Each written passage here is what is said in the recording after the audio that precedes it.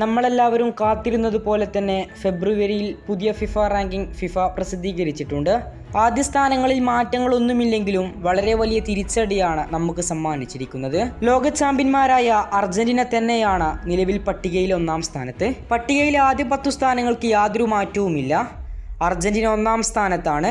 2-ാം സ്ഥാനത്ത് ലോക റണ്ണേഴ്സപ്പുകളായ ഫ്രാൻസ്, 3-ാം സ്ഥാനത്ത് ഇംഗ്ലണ്ടും, 4-ാം സ്ഥാനത്ത് ബെൽജിയമും, 5-ാം സ്ഥാനത്താണ് ബ്രസീൽ, 6-ാം സ്ഥാനത്ത് നെതർലാൻഡ്, 7-ാം സ്ഥാനത്ത് റൊണാൾഡോയുടെ പോർച്ചുഗൽ, 8-ാം സ്ഥാനത്ത് സ്പെയിനും, 9-ാം സ്ഥാനത്ത് ഇറ്റലിയും, 10-ാം സ്ഥാനത്ത് ക്രൊയേഷ്യയുമാണുള്ളത്.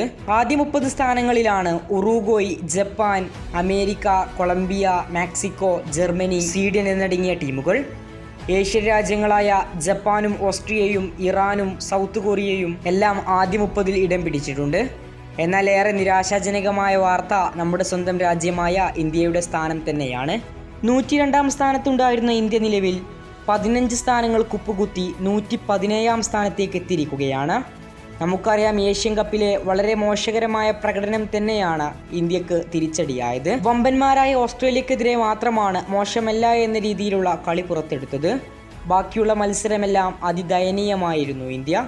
അതുകൊണ്ട് വലിയൊരു തിരിച്ചടിയാണ് ഇന്ത്യൻ ഫുട്ബോളിനെ നേരിട്ടത്. 102-ാം സ്ഥാനത്തുണ്ടായിരുന്ന ഇന്ത്യ 2 മാസത്തിനിടെയാണ് 15 സ്ഥാനങ്ങൾ നഷ്ടമാക്കി 117-ലെത്തി നിൽക്കുന്നത്. കൂടുതൽ ഫുട്ബോൾ വാർത്തകൾക്കും വിശേഷങ്ങൾക്കും വേണ്ടി ചാനൽ ഇപ്പോൾ തന്നെ മറക്കാതെ സബ്സ്ക്രൈബ് ചെയ്യുക.